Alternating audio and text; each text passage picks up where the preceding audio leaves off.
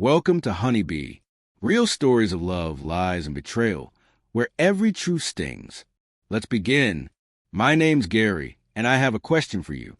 How much disrespect can a person really take in a relationship before they finally decide they've had enough? How many times do you let things slide, bite your tongue, or pretend you're okay just to keep the peace?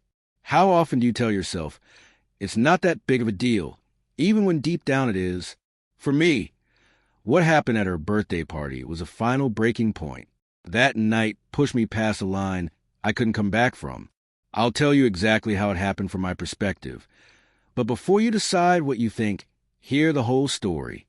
The truth is, I didn't just wake up one day and decide to walk away.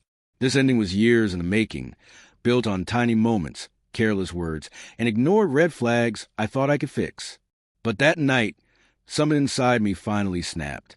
And when it did, there was no repairing it.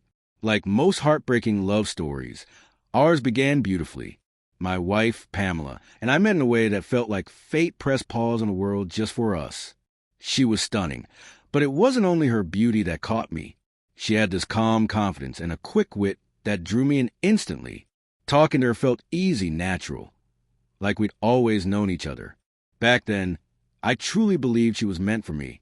Our relationship moved quickly, and it felt right every step of the way. If anyone had tried to convince me she wasn't the one, I would have laughed in their face. So, of course, I proposed. When she said yes, it felt like life had handed me everything I'd ever wanted. But after we got married and moved in together, little things started to change. Small habits appeared, the kind that hadn't been there while we were dating. I chalked it up to the adjustment period of married life. Nobody's perfect, right? I loved her, so I let them slide. I gave her the same grace I'd hoped she'd give me. What I didn't realize was that those small things were signs of something much deeper. Things I hadn't noticed when we were caught up in a rush of love. Those quirks eventually became harder to ignore. I've always pictured myself having a small family, maybe 1 or 2 kids running through the house. I never imagined life without them. Naturally, I assumed Pamela felt the same. We never had a real conversation about it before the wedding, a huge mistake on my part. I just assumed that since we were getting married, we shared that dream. But a few months into our marriage, she told me she wasn't thinking about having kids anytime soon. She wanted to focus on other things first. I was caught off guard, but I didn't push back. I told myself she'd change her mind in time, that she'd feel differently when her biological clock started ticking. I thought I was being patient. But deep down, I knew I was ignoring a serious red flag. Another thing about Pamela became clearer the longer we were together. When she wanted something, it was non-negotiable. No discussion, no compromise. It didn't matter how I felt about it. When we were dating, I didn't mind.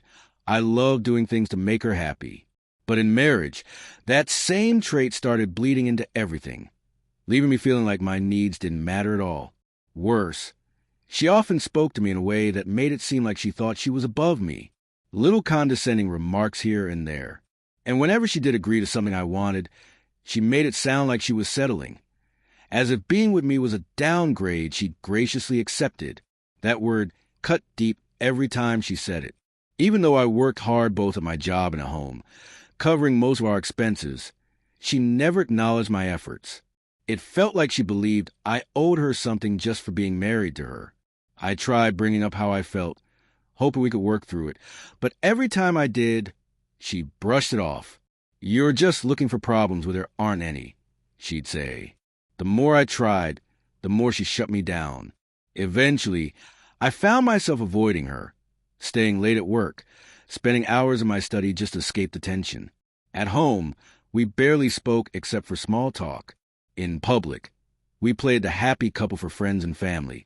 But behind closed doors, we were like strangers sharing a roof. When Pamela's 30th birthday came up, I saw it as a chance to reconnect. I wanted to bridge the gap, to show her I still cared. She casually mentioned wanting a small party, and I jumped at the opportunity. I told her I'd take care of everything so she wouldn't have to lift a finger. I went all out, hired an event planner, chose every detail with her in mind. The day of the party, the house looked perfect. Guests began to arrive, and as always, Pamela shined in the spotlight.